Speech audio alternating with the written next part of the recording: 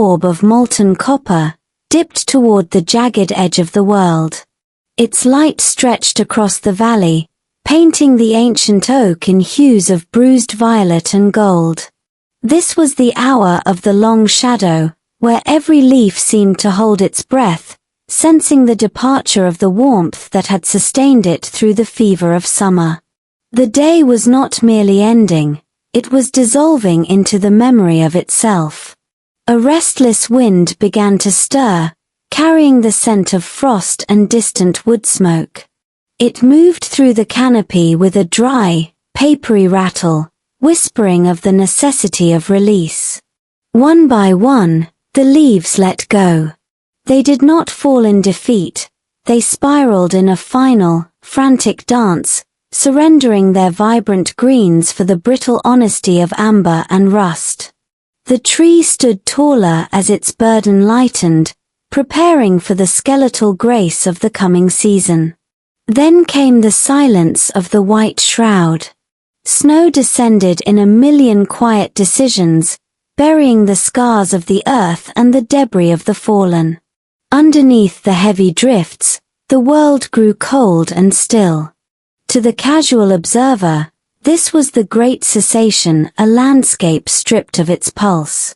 But beneath the frost, the soil remained alive, a dark laboratory where the old was being dismantled to make room for the new. The stream, once a boisterous ribbon of sapphire, was now a vein of translucent glass. The water beneath the ice moved with a sluggish, meditative rhythm.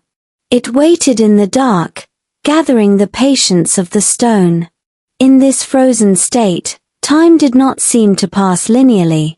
It pooled in deep, quiet pockets, holding the potential energy of 1,000 future springs within a single, crystalline moment. Without warning, the sky turned the color of charcoal and flint. A sudden, dry lightning strike tore through the atmosphere, a jagged spear of electricity that found its mark in the parched undergrowth. Fire, the great equalizer, began its rapid, searing march across the valley. It was a terrifying brilliance, a hungry light that consumed the hollowed trunks and the tangled thickets of the past century. The forest became a cathedral of smoke and embers. The heat was an alchemy, breaking down complex structures into their primal elements. In the heart of the blaze, the ending was absolute. The history of the grove, the nests, the moss, the fallen branches, was reduced to a fine, grey powder. It was a violent pruning, a forced simplification of the landscape that left behind nothing but the essential. When the flames finally retreated, a profound stillness returned, accompanied by the first scent of rain. The clouds broke, releasing a gentle, persistent downpour that washed the soot into the thirsty pores of the earth. This was the great infusion.